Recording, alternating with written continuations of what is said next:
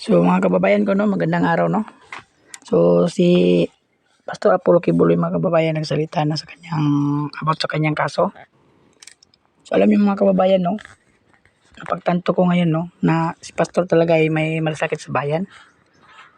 Noon hindi ko gusto si Pastor, pero ngayon mga kababayan, no, siya ang may malasakit sa ating bayan. At saka si ex-President Duterte. So, pakinggan po natin si Pastor Apollo Kibuloy, mga kababayan. Suportahan po natin si Pastor, mga kababayan, no? Dahil di na natin alam kung anong nangyayari sa ating bayan ngayon. Madaming korupsyon. So, pakinggan po natin, mga kababayan. Magsama-sama po tayo, kababayan, sa laban ni Pastor, kababayan, no? So, pakinggan po natin kung ano yung sasabihin niya, mga kababayan. At sa lahat ng aking mga kababayan dito sa ating bansang Pilipinas at mga OFWs na sa ibayong dagat, magandang araw po sa inyong lahat. Ako po ay merong mensaheng ipaabot ngayon sa mga nangyayari sa ating bansa at nangyayari po sa akin, sa KOJC, at sa lahat ng mga pangyayaring itong hindi natin inaasahan na ito'y mangyayari ngayon sa ating bansa. Hindi ko po inaasahan na aabot sa ganito ang mga pangyayaring ito, na aabot ako sa ganitong klaseng panahon na ang mismong umuusig sa akin ay ang aking sariling bansang Pilipinas. Mga kaibigan at mga kababayan, ito pong aking kinakaharap ngayon. Paliwanag ko po sa inyo, ako po ay hindi nagtatago sa kasong ito dahil ako po ay may kasalanan. Hindi po. Ako ay umiiwas dahil pinoprotektahan ko po ang aking sarili. Bakit ko pinoprotektahan ang aking sarili? Sapagkat ang lahat po ng nangyayaring ito sa kasong ito, na napakasimple lamang po ng kasong ito. Simple case lang po ito na 4 taon nang nakabinbin dyan sa DOJ. Pagkatapos ngayon ay binuhay na naman nila. Pagkatapos ito ang ginagawa ngayon na sangkalan upang ako ay kanilang habulin. Mga kaibigan at mga kababayan, umiiwas po ako sa pangyayaring ito dahil hindi po katulad ang kasong ito ng kanila ni Congressman Tebes at ni General Bantag. Hindi po. Si General Bantag at si Tebes ang kumakalaban po sa kanila ngayon na tumahabol ay ang gobyerno lamang ng Pilipinas. Ang sa akin po ay complicated, sapagkat meron po akong ginawang kaso sa Amerika. Ang gumawa ng mga kasong ito ay yung pong mga magnanakaw dito sa bansang kaharian na nung sila'y nahuli, lumayas at nag-iwan ng kaso kasi mga abogado po yung dalawa doon. Pagkatapos iniwan nilang kasong ito na ginamit nila itong alias Amanda para ako po ay magkaroon ng kaso dito, at dinamay pa yung 5 kong kasamahan na puro inosente.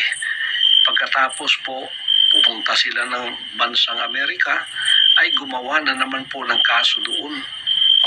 Pagkatapos pinaniwalaan naman sila ng bansang puti, sapagkat meron din siguro silang interes sa akin at sa paglago ng bansang kaharian sa Amerika. Kaya nagkasundot, nagkasabwat sila, kaya nagkaroon po kami ng kaso sa Amerika. Hindi po namin gawa yun, gawa po nila yun. Pagkatapos nito, hinarap po namin ang kasong yun sa Amerika. 43 counts, kumuha kami ng 22 abogado doon at hinarap ang kasong yun na meron na pong sagot ang lahat ng kanilang mga inakusa sa amin. Naghihintay na lang kami ng panahon kung kailan yun ang trial mangyayari. Tagtatatlong taon na nilang pinopostpone. At least ngayon po November 5 matutuloy na. Kaya sila po ay wala ng ingay doon sa Amerika, sapagkat ito ay naharap na po ng aking mga abogado. Ngayon, naging complicated po ang aking sitwasyon dito sa bansang Pilipinas mulang nanalo si Bongbong Marcos at naging presidente siya. Nang pumunta siya ng bansang Amerika, nagbago na po ang ihip ng hangin kasi nung bumalik siya rito, kaibigan na niya ang bansang puting Amerika. Kaibigan na po niya ang bansang ito at inopen na niyang Pilipinas. Kaya nagkaroon tayo ng mga Amerikanong marami dito. Nandiyan na yung EDCA at hindi lamang po yun na naging open. Pati po ako, ang kaso ko ay naging complicated dahil isinama na po sa sitwasyon na ang mga puting yan ay naririto at ako po ay hiningi na nila sa kamay ng rehimeng Marcos. Kaya noong December 21 o 22, nagkasundo na po yung dalawang yan. Ang rehimeng Marcos, si Marcos mismo, at ang FBI at CIA, nagkasundo na po na ako'y ibigay sa kanilang kamay.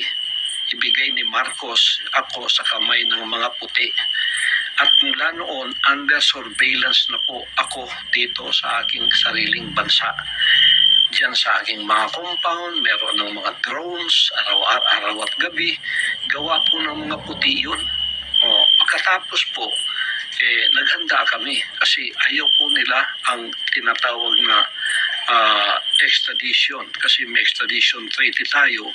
Yun ang legal na paraan para ako ay humarap sa kaso doon sa Amerika using my constitutional rights. Ayaw nilang dumaan doon sa prosesong yon na legal sapagkat magiging matagal daw. Ngayon, mga kaibigan at mga kababayan, bakit po ako ay under surveillance ng mga puti? Kasi ang gusto po nila ay rendition, yung extraordinary rendition, maaaring kidnapping at maaari pong assassination. At mayroon pa po akong patong na $2 milyong sa ulo ko. Ibig sabihin, 110 million pesos ang reward o ang award noong pwedeng humuli sa akin o kaya pwedeng gamitin para ako ay mapasakamay nila ng mga puting ito. Kaya naging complicated po ang kasong yan sapagkat nung nalaman naming extraordinary rendition ang kanilang gagawin na lulusubin kami na illegal sa aming mga compound, nakita po ninyo naghanda na kami. Araw at gabi ay meron po kaming paghahandang ginagawa na anumang oras na kami lusubin illegally, kami po ay tatayo sa aming mga paa, tatayo at ipagtatanggol namin ang aming sarili at ang aming mga propriedad na gusto nilang lusubin at gusto nilang by force papasok po sila upang gumawa ng extraordinary rendition. Yan po ay pinatotohanan noong February nung dumating yung 4 kong abogado dito at sinabing ganun nga ang kasunduan nitong rehimeng Marcos at ng mga puting ito na FBI o kaya CIA. Kaya po kami naghanda sa compound namin sa Tamayong, compound sa Davao, compound kahit saan. May mga drones po. Drones yon ng mga puti na nagsusurveillance sa amin. Nung nakita nilang kami handang-handa para harapin sila sa mga illegal na gagawin nila araw man o gabi, ang ginawa po mga kaibigan, pumasok itong playbook nila na noong pang November ay sinabi na ni Maharlika at ng ating VP na tatrabahuin nila ako. Tatrabahuin nila ang kingdom at tatrabahuin nila ang SMNI. Kukuhanin ng prangkisa. At yung mga workers ko, active man o hindi, bibilhin po nila at gagawa sila ng mga kaso laban sa akin na puro kasinungalingan. Diyan na po pumasok ang Kongreso at ang Senado. Kongreso po, walang dahilan. Pinatatawag pagkatapos ang kanilang playbook ginawa na kukunin o kaya iligwak ang prangkisa ng SMNI. Lahat po ng pangyayari doon, puro muro-muro lang po yun. Pagkatapos ako, pilit nila akong pinaatin. Kahit nakita nila sa mga dokumento na hindi po ako kasali na sa mga opisyal ng SMNI.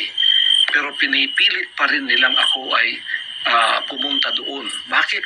Yun po ay patibong sapagkat pag anytime pumunta ka doon, siguradong ang endgame ay pupunta ka sa kamay ng mga puti.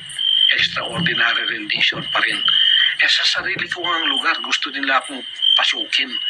Lalo na kung pupunta na ako doon. Iko-condemn ka, pagkatapos dadalhin ka doon sa kanilang presuhan, pagkatapos naghihintay na roon ng mga puti para ibigay ka sa kanilang kamay. Ganon din po dyan sa Senado. Bakit gumawa ng senaryo yan si Risa Hontiveros? Nagbayad sila ng mga bayarang mga former worker na mga sinungaling na mga witnesses. Nakita na po yan at nadamay sa kasinungalingan si VP Sara at ang ating Pangulong Duterte na puro kasinungalingan ang pinagsasabi nila. At pinipilit ako ni Risa Hontiveros na umaten sa moro-moro at bogus na mga hearing na yun. Bakit po? Isa ring patibong yon, mga kaibigan at mga kababayan. Pagka ako'y umatin doon, siguradong ang endgame po ay babagsak ako sa kamay ng mga puti. Extraordinary rendition pa rin.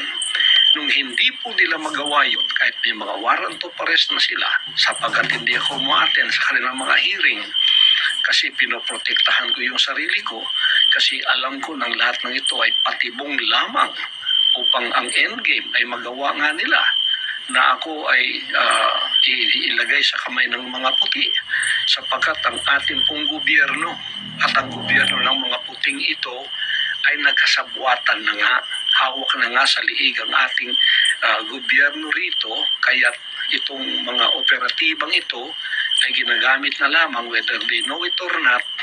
So hanggang dito na lang muna tayo mga kababayan. Please subscribe mga kababayan, no?